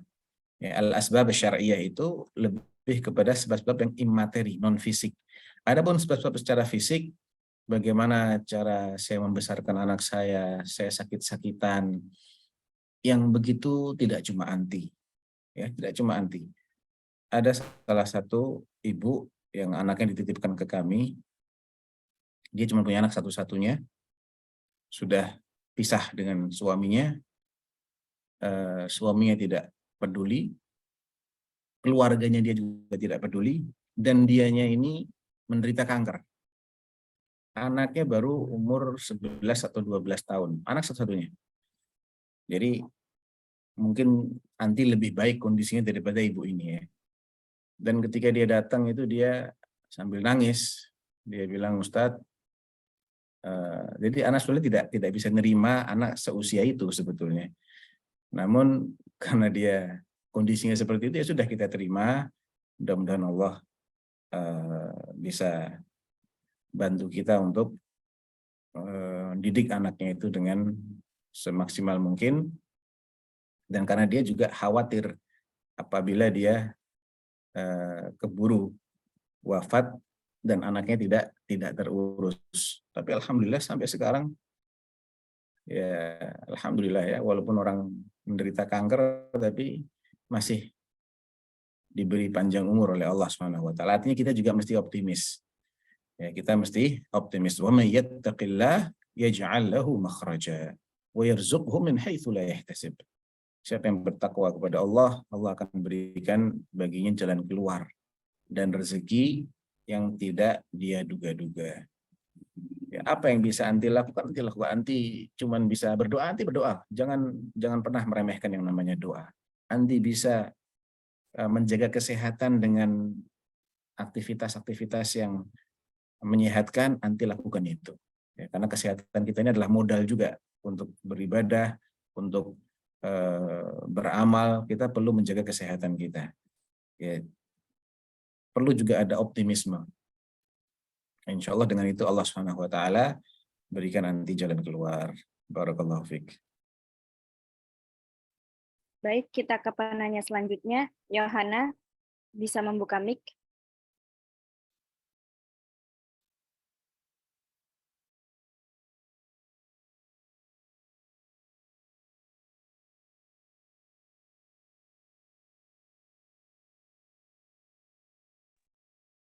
Saya panggil sekali lagi, Yohana.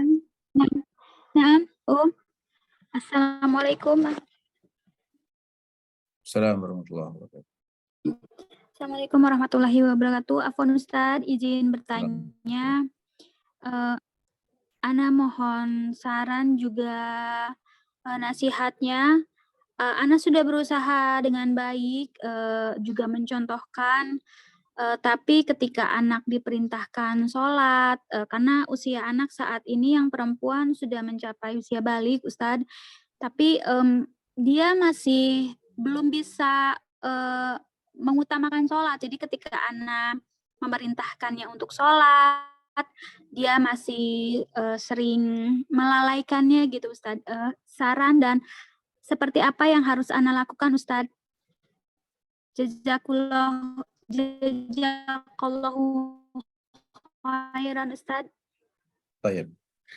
Mungkin perlu diajak berdiskusi ya. Selain juga kita terapkan mekanisme yang sudah digariskan oleh Allah dan Rasul-Nya, yaitu dengan perintah kalau umurnya 7 tahun dan mulai dengan pukulan ketika umur 10 tahun masih belum mau, hanya diperintah saja, maka dipukul. Ya. Muru auladakum bis-shalah wa hum abna'u 7 sinin wadribuhum 'alaiha fil 'ashr.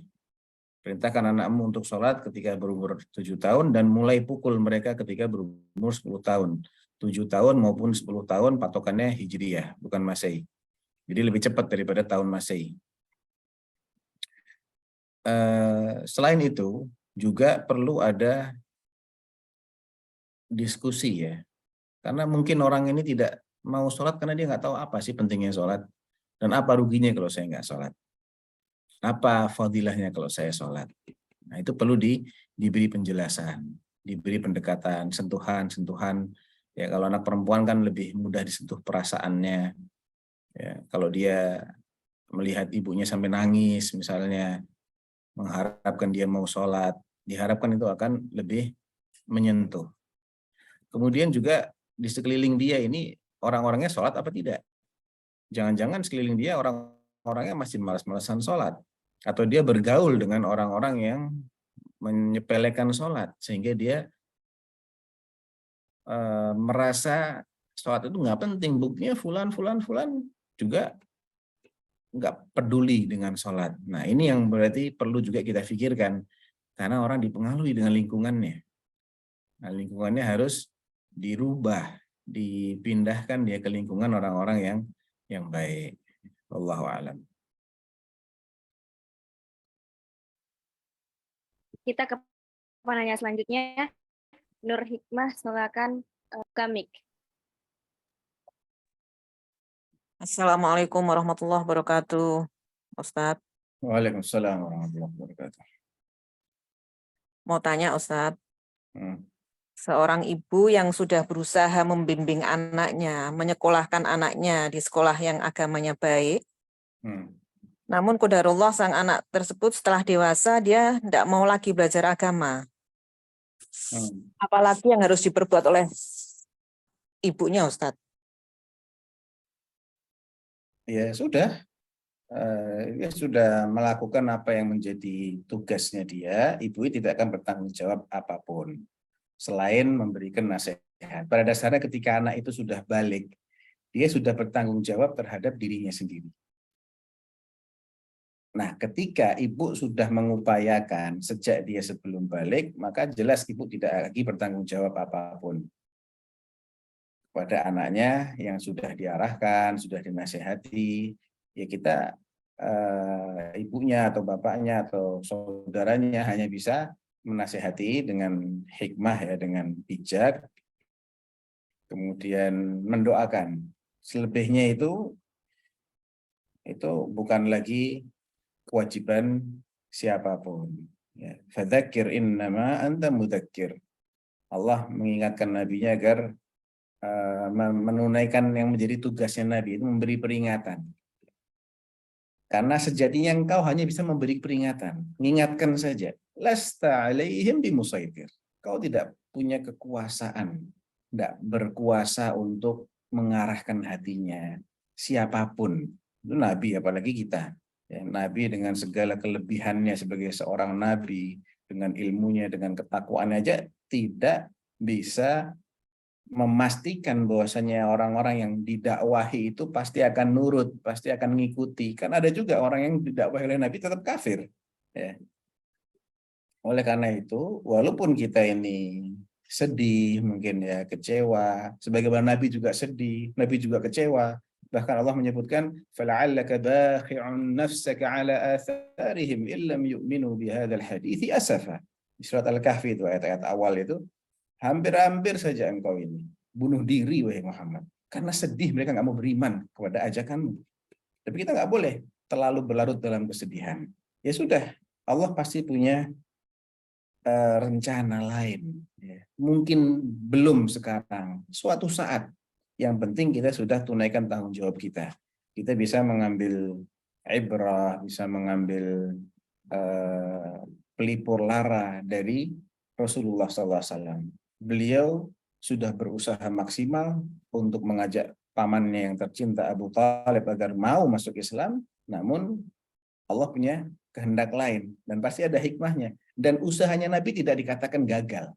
Ini yang perlu kita pahami. Usahanya Nabi tidak gagal sama sekali. Karena mau tidaknya orang itu mengikuti kita itu bukan patokan keberhasilan. Patokan keberhasilan sebuah dakwah adalah manakala dakwah itu disampaikan dengan baik dan benar. Sesuai dengan apa yang diajarkan oleh Allah dan Rasulnya. Perkara orang lain mau nerima, nggak mau nerima, itu kan memang bukan wewenangnya si da'i. Bukan wewenangnya Nabi sekalipun. Fadzakir innama anta mudzakir lasta alaihim bimusaitir. Allah juga mengatakan, innaka la tahdi man ahbabt, walakin Allah yahdi man yasha. Engkau tidak bisa memberikan hidayah taufik berupa dorongan. Ya, hidayah yang tidak bisa diberikan oleh Nabi itulah hidayah taufik. Adapun hidayah yang bisa diberikan oleh Nabi dan oleh orang-orang selain beliau adalah hidayatul irsyad wal bayan. Bimbingan, pengarahan, dorongan saja. Tapi maksudnya dorongan itu motivasi. Tapi dia mau gerak atau tidak mau gerak, itu hidayatul taufik di tangannya Allah Subhanahu wa taala. Sehingga kita lanjutkan saja yang bisa kita lanjutkan. Ajakan itu doa, ajakan doa, ya. Mudah-mudahan suatu saat Allah bukakan hatinya. Kalaupun belum, ya ini dalam istilahnya kemungkinan yang paling tidak kita harapkan, ya misalnya dia juga tidak mau, dia lebih asyik dengan dunianya yang sekarang, pahala kita nggak akan disia-siakan oleh Allah Subhanahu wa taala. Ya. Wa'mur ahlaka bis-salati wastabir 'alaiha. Allah memerintahkan Nabiullah Ismail agar rajin-rajin mengajak keluarganya untuk sholat dan sabar dalam mengajak mereka. Karena tidak semua ajakan itu disambut dengan nurut. Ada ajakan disambut dengan nanti dulu, dengan tidak nurut, dengan penentangan. Ya, yang penting kita sudah melaksanakan apa yang menjadi kewajiban kita. Wallahu a'lam. Jazakallah khair Ustaz, barakallahu fikum. Baik. Salam buat keluarga Ustaz. Nah, insyaallah. Baik, penanya selanjutnya, Maisyara Masturah, silakan membuka mic-nya.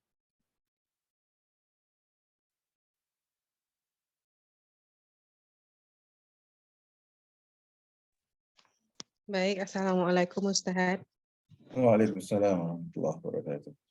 Ana mau bertanya, kita kan sebagai orang tua pasti memiliki ancang-ancang ya Ustadz agar nanti kelak anak kita akan bisa menjadi seperti para ulama pada zaman dahulu gitu ya Ustadz. Nah saya udah membaca khatam buku Ibunda Para Ulama, namun saya ada sedikit pertanyaan, apakah para ulama itu pada masa kecilnya itu sama seperti anak zaman sekarang yang mungkin kadang ada rewelnya, ada yang tidak bisa diaturnya, atau memang para ulama itu dari kecil sudah memiliki yang seperti akhlak karimah gitu loh Ustadz. Nah, terus kalau anak-anak sekarang kan yang misalnya ada yang rewel, lalu kan para ibu ini kadang terlepas untuk marah. Apakah didikan yang seperti itu nantinya tidak akan berpengaruh dengan pendidikan anaknya, atau anaknya tidak akan bisa menjadi orang-orang yang alim seperti itu, Ustaz? Mohon. Ya, baik, barakallahu fiik. Dari yang dipertanyakan tadi, ada hal-hal yang itu semua orang, mau dia ulama, mau dia bukan ulama, dia bersekutu dalam hal itu. Seperti ketidaktahuan. Allah SWT berfirman, "Huwallazi akhrajakum min butuni ummahatikum la ta'lamuna syai'a." Di surat An-Nahl ya. Dialah Allah SWT yang mengeluarkan kalian dari perut ibu kalian dalam keadaan tidak tahu apa-apa. Semua orang, mau dia Syekh bin Baz, mau Imam Syafi'i, siapapun itu, ketika lahir nggak ngerti apa-apa, sama ini. Ya. Hatta Nabi SAW nggak ngerti apa-apa. Di akhir surat An-Nahl Allah mengatakan, "Wa kadzalika auhayna ilaika ruham min amrina ma kunta tadri mal kitab walal iman." Dan demikianlah kami wahyukan kepadamu ruhan min amrina, atas perintah kami ini. Wahyu ini. Ma kunta tadri mal kitab walal iman. Yang sebelumnya kamu nggak ngerti apa-apa. Apa itu kitabullah? Apa itu iman? Jadi Allah mengatakan Nabi pun nggak ngerti apa-apa awalnya. Walakin ja'alnahu nura. Akan tapi kami jadikan Al-Quran itu sebagai nur. Nahdi bihi man nasha'u min ibadina. Dengannya, dengan nurnya ini, cahaya ini, kami beri bimbingan siapa yang kami kehendaki di antara hamba-hamba kami. Artinya, dalam hal ini, anak-anak ya, pada umumnya anak-anak suka main, suka nangis, rewel, sama. Para ulama juga begitu, mereka ini bukan manusia super kok. Ya. Bahkan ada yang mungkin masa kecilnya lebih sengsara dibandingkan anak-anak kita dari segi kecukupan gizinya. Ya, Syekh Ibn Baz rahimahullah dalam biografinya umur 3 tahun baru bisa jalan. Umur sekian 16 tahun mulai rabun matanya, 20 tahun buta total. Artinya secara fisik mungkin kesehatan mereka atau nutrisi mereka jauh lebih bersahaja daripada kita. Namun, karakter orang tuanya mungkin berbeda. Karena memang karakter kita ini dipengaruhi oleh lingkungan, dipengaruhi oleh kondisi pekerjaan kita. Yang ini berbeda ya antara dulu dengan sekarang. Kondisi perkotaan dengan pedesaan, hiruk pikuknya metropolitan dengan tenangnya di daerah pedesaan, macetnya di daerah-daerah di kota-kota besar yang itu membuat stres sendiri, sehingga ketika dia pulang beban stresnya itu tinggi, sehingga kebanyakan orang itu akan melampiaskan dengan emosi kepada anaknya, bentak-bentak. Nah ini yang berbeda ini. Ya, sedangkan dulu kehidupan mereka sangat sederhana, jauh dari hal-hal yang memicu stres seperti itu. Sehingga ini yang perlu kita perbaiki. Ya, poin yang sifatnya karakternya kita dalam mendidik ini yang perlu kita perbaiki. Adapun sifat bawaan anak-anak ya, anak-anak seperti itu. Nggak ada yang, saya belum pernah menemukan ya kisah ulama yang dari lahir dia nggak suka nangis-nangis, nggak pernah saya temukan itu. Ya, kemudian sudah alim dari kecilnya, ya itu kalaupun ada, itu tidak bisa dijadikan sebagai patokan. Ada beberapa orang yang mungkin dari kecil itu Allah sudah bimbing dia. Tapi normalnya manusia itu ya seperti pada umumnya. Ya suka bermain. Anas bin Malik radhiyallahu anhu itu ketika masih kanak-kanak, kadang disuruh sama Rasulullah nggak dikerjain. Ya, Anas sendiri yang cerita dalam hadis sahih itu. Nabi nyuruh saya mengambilkan sesuatu misalnya. Saya keluar rumah ketemu anak-anak, saya malah asik main sama anak-anak. Lupa dia dengan perintahnya Nabi SAW. Ketika Nabi ngelihat Anas asik-asik bermain, jadi tegur sama Nabi. Namanya juga anak-anak. Ya. Jadi katanya Anas, Nabi itu tidak pernah menyalahkan aku. Kenapa aku tidak mengerjakan apa yang beliau perintahkan? Karena beliau masih anak-anak ketika itu. Dan tidak pernah menyalahkan aku. Kenapa justru yang tidak beliau perintahkan dikerjakan? Artinya dalam kadar-kadar yang itu masih wajar. Ya, misalnya anak kecil disuruh ngambilkan ini, malah asik mainan. Ya, namanya juga anak-anak. Disuruh jangan begini, malah dikerjakan. Ya, namanya anak-anak. Tapi ketika sudah mencapai batasan-batasan yang tidak boleh didiamkan, ya pasti tidak akan didiamkan oleh Nabi. Namun dalam hal-hal yang sifatnya wajar, masih wajar ya untuk anak-anak, maka syariat memberi kelonggaran dalam hal ini. Nah, bahkan mainan anak-anak juga beda diberi kelonggaran, boleh mainan yang sifatnya seperti boneka, namun bonekanya boneka yang sederhana gitu ya. Nah, wallahu a'lam. Baik, kita ke penanya selanjutnya, yang mungkin ini akan menjadi penanya terakhir. Suci Ananda. Ustaz, Assalamualaikum Ustaz, izin bertanya. Seorang anak perempuan itu kan menjadi tanggung jawab saudara laki-laki dan ayahnya dalam hal nafkah. Namun fulanah ini tidak dinafkahi oleh saudara laki-laki dan ayahnya karena beberapa alasan yang insya Allah syar'i, Ustaz. Yang mana mengharuskan fulanah ini untuk bekerja, mencari nafkah sendiri di tempat yang jauh dari rumah, dan tempat kerjanya ini insya Allah halal, kemudian tidak ikhtilat, dan fulana ini tinggal di tempat kerjanya sehingga tidak mengharuskan fulana ini tidak keluar rumah. Yang ingin saya tanyakan, apakah saudara laki-laki dan ayah dari fulana tersebut berdosa, Ustadz? Dan yang mana insya Allah fulana sudah ridho dengan hal tersebut. Yang kedua, fulana ini sudah tidak memiliki ibu sehingga ingin memaksimalkan kesempatan untuk berbirrul walidain kepada ayahnya, yang mana itu jauh dari tempat bekerjanya fulana ini. Apakah fulana harus berhenti bekerja, tetapi yaitu tadi terkendala dengan nafkah yang diberikan oleh ayahnya itu tidak ada. Ustaz, jazakumullahu khairan. Ya, tentunya kalau kondisinya seperti yang diceritakan seperti itu ya, dia tidak ada yang menafkahi dan alasan tidak bisa menafkahinya juga alasan syar'i. Kemudian dia harus bekerja untuk mencukupi diri, ini namanya pengecualian ya. Ad-darurat tubihul mahdhurat. Kondisi-kondisi darurat menjadikan yang awalnya terlarang, hukum asalnya terlarang menjadi boleh sesuai dengan kadar daruratnya. Jadi jangan dilupakan dia ini sebetulnya untuk bisa tercukupi itu perlu penghasilan berapa sih? Ya ketika dia sudah bisa mendapatkan penghasilan itu, maka kadar daruratnya sudah terpenuhi.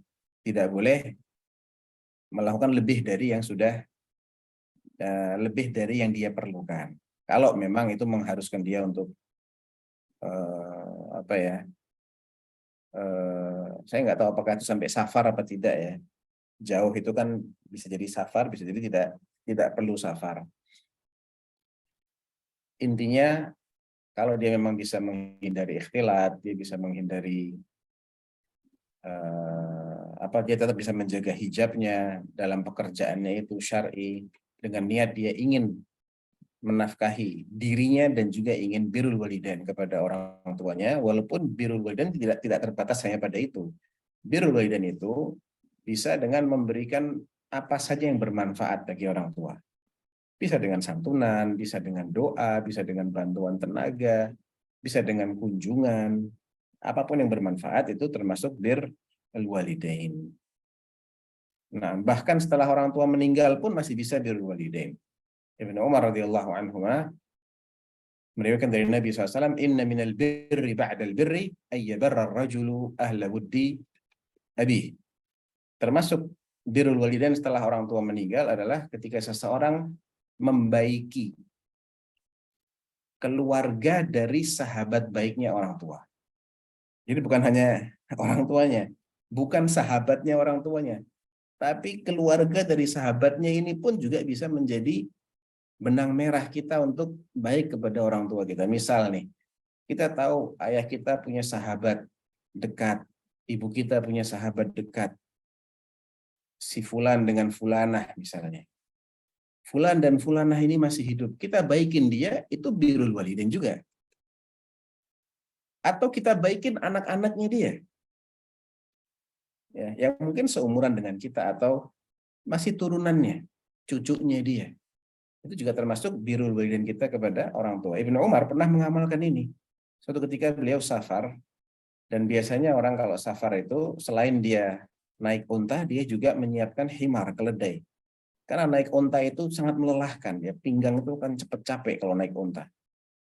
Sehingga ketika lelah dia akan pindah naik keledai yang lebih tegak, ya.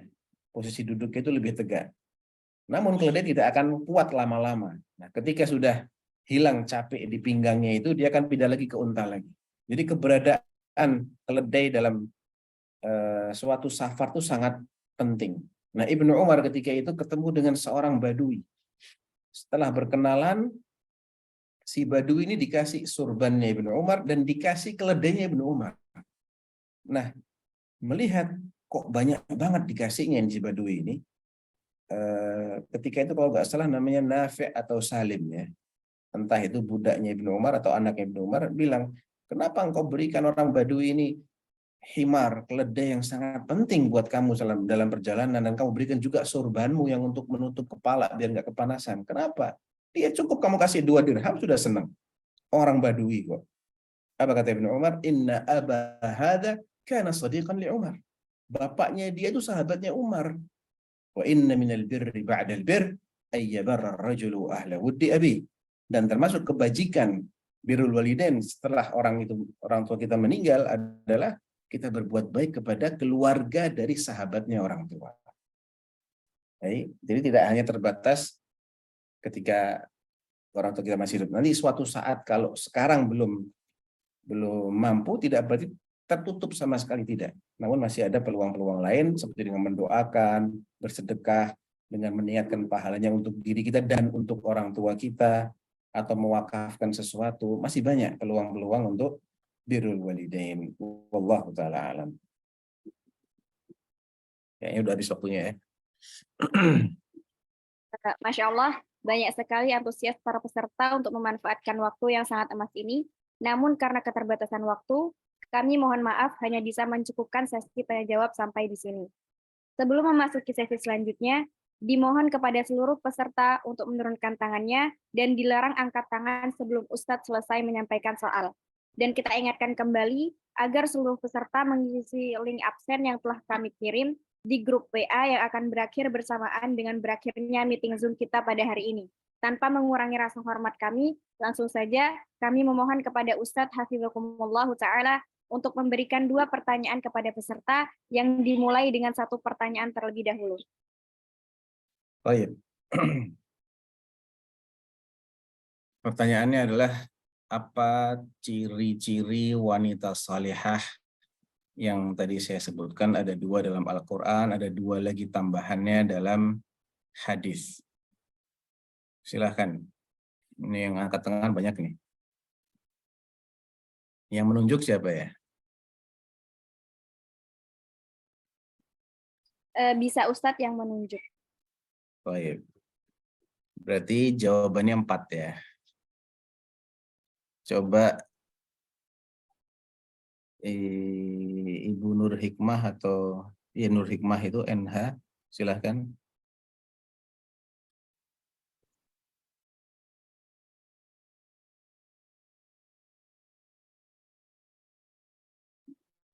Ini angkat tangannya dari tadi atau baru ya? Baru, Ustaz. Baru. Baik. Nur Hikmah. Naam Ustaz. Baik, tafadhali.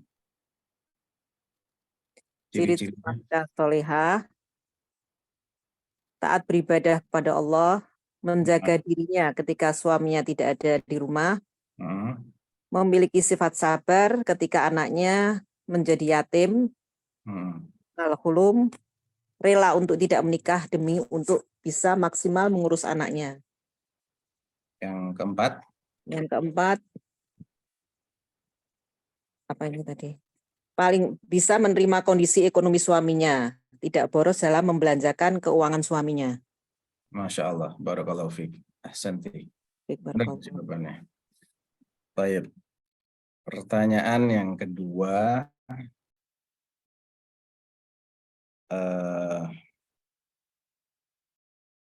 baik. Ada yang bisa menyebutkan hadis tentang bahaya menyia-nyiakan amanah. Boleh dalam bahasa Arabnya itu lebih bagus atau dalam bahasa Indonesia. Coba Ade Fatwi.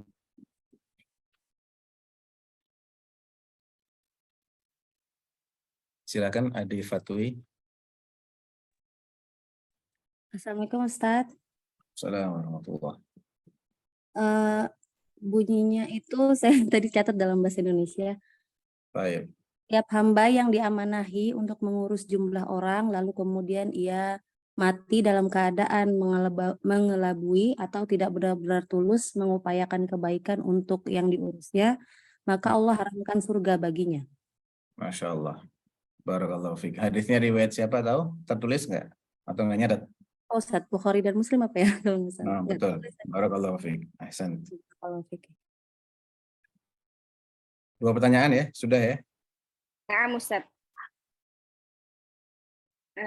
Masya Allah, jazakumullah khairan wa ahsanallahu ilaikum. Kami ucapkan kepada Al-Ustadz Al-Fadil atas faidah-faidah yang telah disampaikan. Semoga Allah senantiasa menjaga Ustadz dan keluarga, serta para asatidz yang berdakwah untuk ilmu yang hak. Tanpa mengurangi rasa hormat, kami mempersilahkan Ustadz untuk meninggalkan ruangan Zoom.